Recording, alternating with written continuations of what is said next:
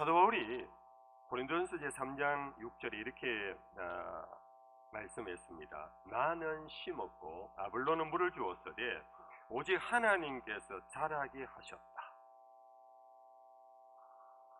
바울도 아볼로도 농사꾼입니다. 일꾼입니다. 그들은 일을 합니다. 그들의 맡은 일을 합니다. 그런데 그 일을 결국 되게 하시는 분은 하나님이시다. 농사꾼이 물도 줍니다. 김도 맵니다.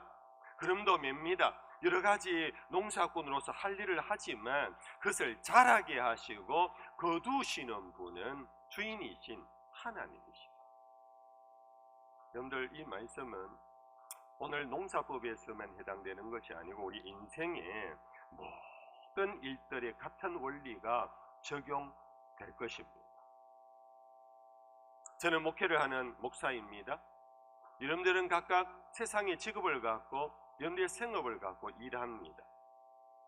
우리 각자 열심히 일을 합니다. 그러나 여러분들 분명히 알아야 하는 것은 내가 일하는 것을 온전히 되게 하시는 분이 따로 있다라는 것. 내가 일한다고 그대로 결과를 얻었다라는 경우도 있지만 대체로 우리는 이미 알고 있습니다. 경험하고 있습니다. 참 되는 일이 없네. 나는 일을 했는데, 나는 땀을 흘렸는데, 나는 애를 썼는데, 여기에서 바로 우리는 하늘을 바라보는 겁니다. 하나님을 의지하는 겁니다. 기도하는 겁니다.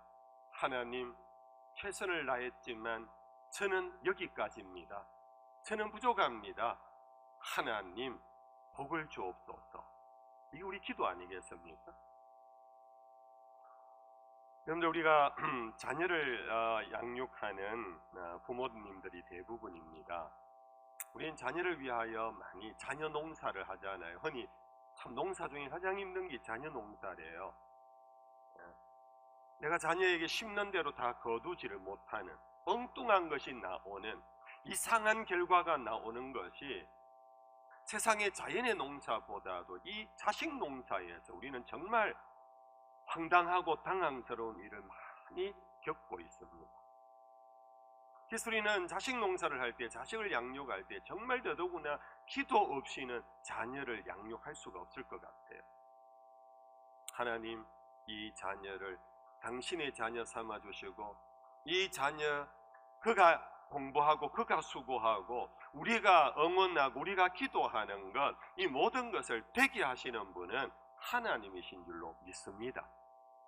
그러면서 자녀를 위하여 우리 믿음의 부모는 어떤 것보다 기도를 빠뜨리면 안 됩니다.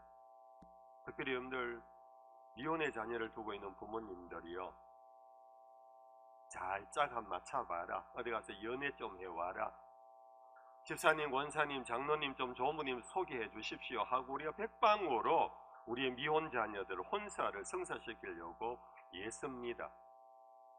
여러분들, 우리는 근본적인 믿음을 갖고 기도해야 합니다. 하나님, 나의 자녀에게 적합한 배우자를 만나게 해달라고. 부모가 본인이 본인을 아는 것보다 하나님이 더 잘 아시고, 부모가 자식을 키웠지만 부모도 자식을 다 모르는 하나님이 가장 잘 아시니까 세상에서 흔히 말하는 최고의 신랑, 최고의 신부가 아니라 하나님이 보실 때 둘이 가장 적합한 배우자, 그래서 가장 행복한 가정을 이루도록 배우자를 주시옵소서. 오늘부터 교회 절기인 대림절이 시작됩니다.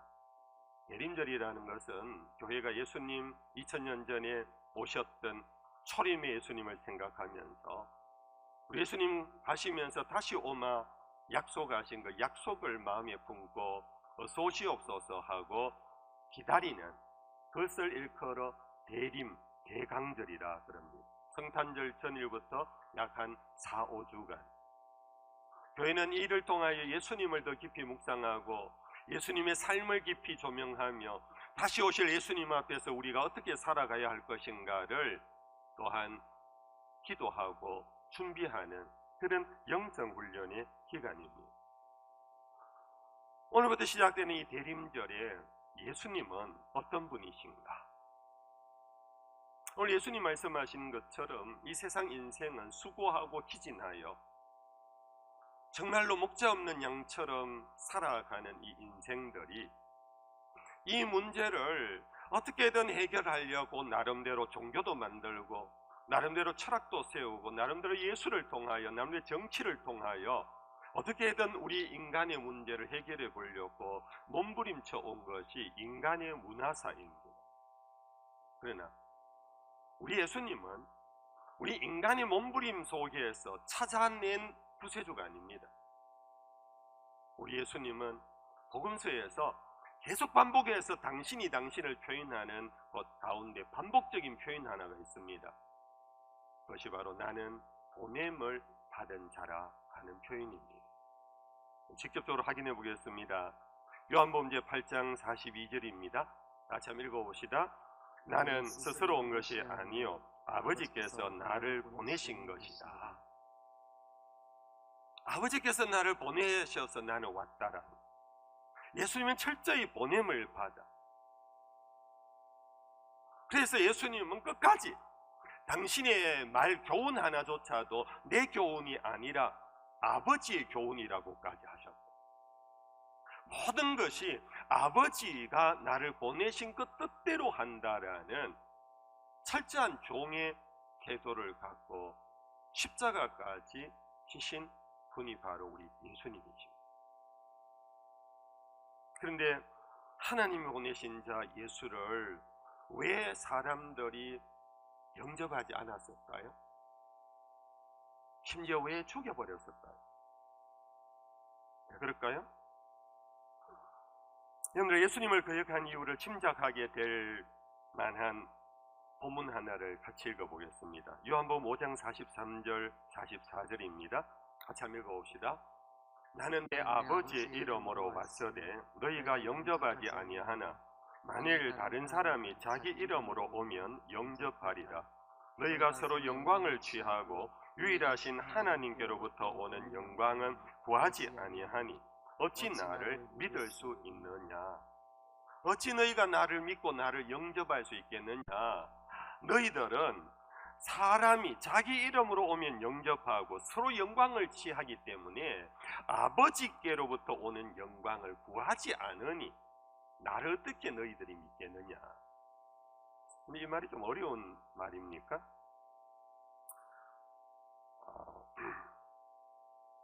예수님은 왜 사람들이 영접하지 않았느냐? 자기 이름으로 왔으면 영접해요. 여러분들, 대통령이 오면 우리 영접해요. 대구시장이 오면 영접해요. 총회장이 오면 영접해요. 자기 이름이에요. 그런데 예수님은 그만한 이름이 없이 오셨어요. 있다면 나사렛 예수라는 이름밖에 없었어요. 그런데 요한 사도는 그를 보니 독생자의 영광이요 은혜와 진리가 충만하더라. 예수님 속에 있는 은혜와 진리가 충만한 독생자의 영광, 하나님께로부터 온 영광을 많은 사람이 놓치고 보지를 못한 거예요. 왜? 인간의 가치관, 인간의 이데올로기 속에 사람의 영광이라는 그림이 있어요.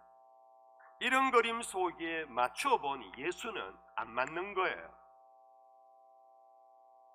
그런데 실제적으로 예수님께서 요단강에 세례를 받으시고요, 먼저 자기 고향 땅 나사렛으로 들어가셨어요. 그의 회당, 나사렛 회당에 마치 안식일이었는지 들어갔더니 사람들이 많이 있었고, 예수님께서 회당장에게 구약성경 두루마리 하나를 청하여 받으시고는 펼쳐 읽기 시작했어요. 이 내용이 누가복음 4장에 나오는 건데요, 예수님이 펼쳐 읽으신 성경이 뭐냐 하면 이사야서 제 61장 2절 3절의 내용이에요. 우리 한번 볼까요? 자, 이사야서 61장 2절 같이 읽어봅시다. 여호와의 은혜해와 우리 하나님의 보복의 날을 선포하여 모든 슬픈 자를 위로하되 무릇 시온에서 슬퍼하는 자에게 화관을 주어 그 죄를 대신하며 기쁨의 기름으로 그 슬픔을 대신하며 찬송의 옷으로 그 근심을 대신하시고 그들의 의의 나무 곧 여호와께서 심으신 그 영광을 나타낼 자라 일컬음을 받게 하려 하심이라. 사실 예수님께서 펼쳐 읽은 본문이 저거예요. 근데 저 말씀은 메시아의 클라이막스예요. 메시아가 오면 무엇을 하느냐 하는 가장 절정의 내용이에요. 그것은 원수를 물리치고 당신의 백성을 시온으로 불러 모으고 그들의 수고에 그 모든 눈의 눈물을 닦여 벗겨주시고 화관 꽃 모자를 씌우시고 원수들 앞에서 높임을 받는다. 요약하면 그런 내용이에요. 그것을 행하시는 분이 메시아다. 근데 예수님께서 이 부분을 생략하시고 앞부분 1절만 읽으신 거예요. 그게 누가복음 제4장에 나오면 누가복음 제4장 우리 한번 읽어볼까요? 18절 19절 같이 읽어봅시다. 주의 성령이 내게 임하셨으니 이는 가난한 자에게 복음을 전하게 하시려고 내게 기름을 부으시고 나를 보내사 포로된 자에게 자유를 눈먼 자에게 다시 보게 함을 전파하며 눌린 자를 자유롭게 하고 주의 은혜의 해를 전파하게 하려 하심이라 하였더라. 여기까지는요, 가난한 자에게, 눈먼 자에게, 포로된 자에게, 그들은 정통 유대인들은요 죄인이라고 여겼어요. 그 죄인은 저주 아래 있는 자들. 그래도 메시아가 오면 그들을 용서하시고 그들을 가난한 자에게 기쁜 소식 전하고 앞 못 보는 자를 보게 하고 포로된 자를 자유케 하는 거 좋아. 하나님이 해주시면 좋지. 은혜를 전파하면 좋지. 그런데 유대인들은 그것은 그냥 넘어가는 내용이었어요. 그들이 오직 주목했던 것은 바로 이사야서 61장 앞서 본 2절과 3절 이하의 내용이었던 거예요. 그런데 예수님께서 거기 바로 직전까지 은혜의 해를 전파하시고 거기에서 책을 딱 덮어버리고 해당 장에 돌려준 거예요. 이 나사렛 회당에 모여들었던 사람들이 예수에 대한 소문을 들었습니다. 요단강에 세례를 받고 하늘의 문이 열리고 그 광경을 소문이 났습니다. 자기 동네로 들어옵니다. 나름 기대를 하고 있습니다. 마침 성경을 펼치는데 그들이 늘 원했던 메시아의 예언을 펼쳐 읽는 본문이에요. 잔뜩 기대를 하고 있었던 거예요. 그런데 그들의 기대가 완전히 졸지에 무너져 버린 거예요. 그러자 그 회당에 모여들었던 사람들이 웅성거리기 시작합니다. 제가 조금 각색을 합니다. 그러면서 그들은 수군수군대기 시작하면서 이건 뭐야? 저 사이비 아니야 저거? 저 가짜 아니야? 제가 메시아인 척 하면서 이사야서 61장을 펼쳐 읽기는 읽었는데 뭐야? 도대체 눈먼 자 보게 하고 가난한 자 복음 전하고 여기서 멈추는 거야? 우리의 원수를 물리치고 세계를 변혁시키고 우리에게 슬픔이 변하여 기쁨을 가져다 줄 그러한 일을 덮어버려. 저 가짜야. 그러고는 그들은 예수를 몰아내기 시작했습니다. 예수님 어쩔 수 없이 회당에서 밀려나가기 시작했습니다. 누가복음 제4장 28절 이하에 보면은 그를 쫓아내어 낭떠러지까지 밀고 갑니다. 그리고는 떨어뜨리려고 합니다. 예수님께서 여차여차 그 자리를 피하여 나오셨지만은 자칫 잘못하면 예수님은 세례 받으시고 바로 고향 땅에 들어가서 고향 사람들에게 죽임을 당할 뻔한. 그런데 이것이 바로 사람이 자기 이름으로 오면은 와, 대통령이 오셨구나. 사람이 생각하는 영광의 그림, 그게 어느 정도 비슷하면 대환영, 내가 그린 그림, 내가 기대하는, 내가 원했던 메시아, 그 그림에 맞춰보니까 전혀 아닌 것 같을 때 그 안에는 하나님의 영광을 보지 못하는, 왜? 이미 쉽게 말하면 까막눈이 된 거예요. 전혀 인정을 안 하는 거예요.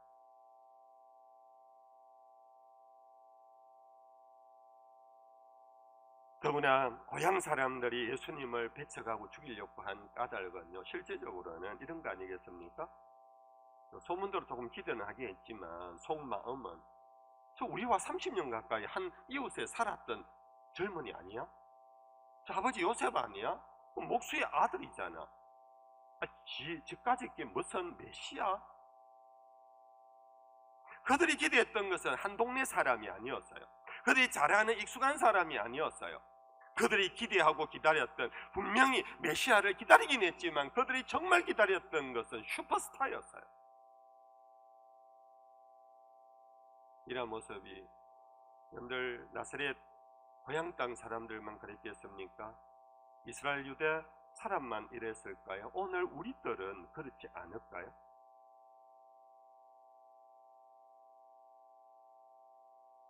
오늘 성경에 보면 하나님으로부터 보냄을 받은 자들의 공통점이 여러 가지 있는 중에 이것 또한 공통점이에요.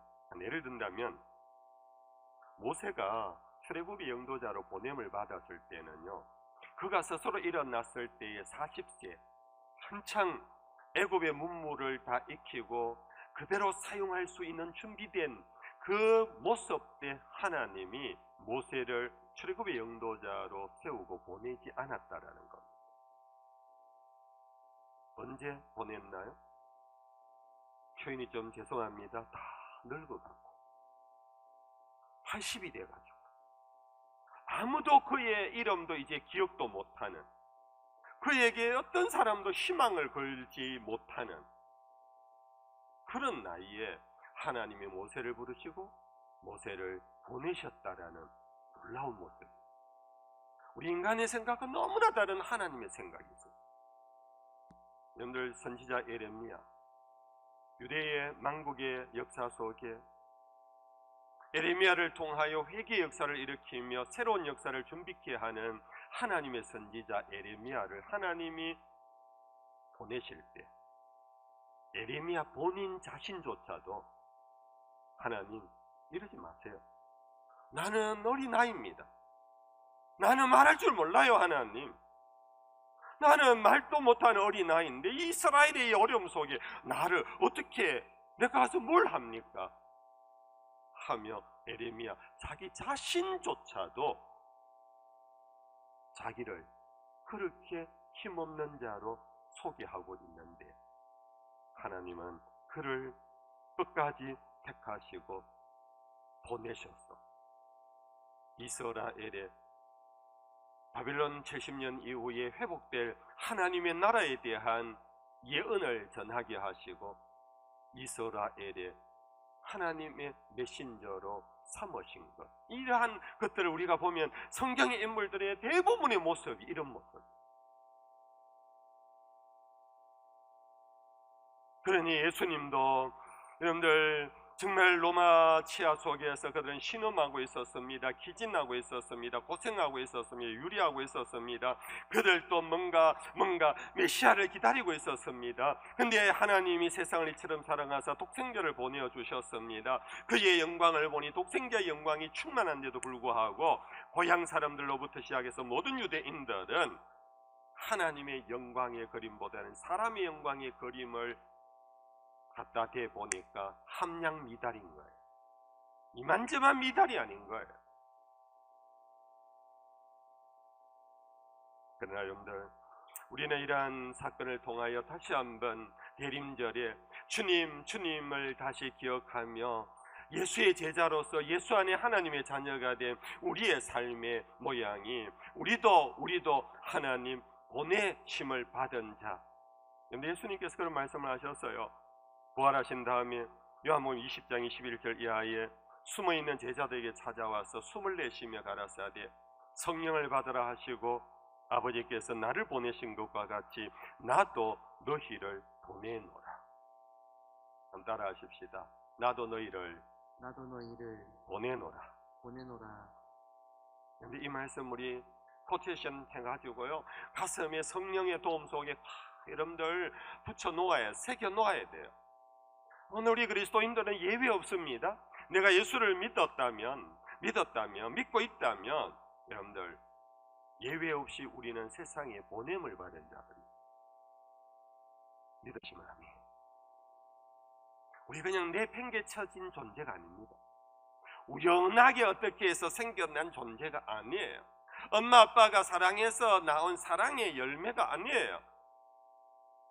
근데 우리는 시편 139편에 보면 모태에서 조성되기 전에 어머니 뱃속에서 내 장부가 지어지기도 전에 하나님이 나를 아시고 내 이름까지 아시고 나를 보내셨다라고. 할렐루야. 근데 이것이 우리 그리스도인의 정체성입니다.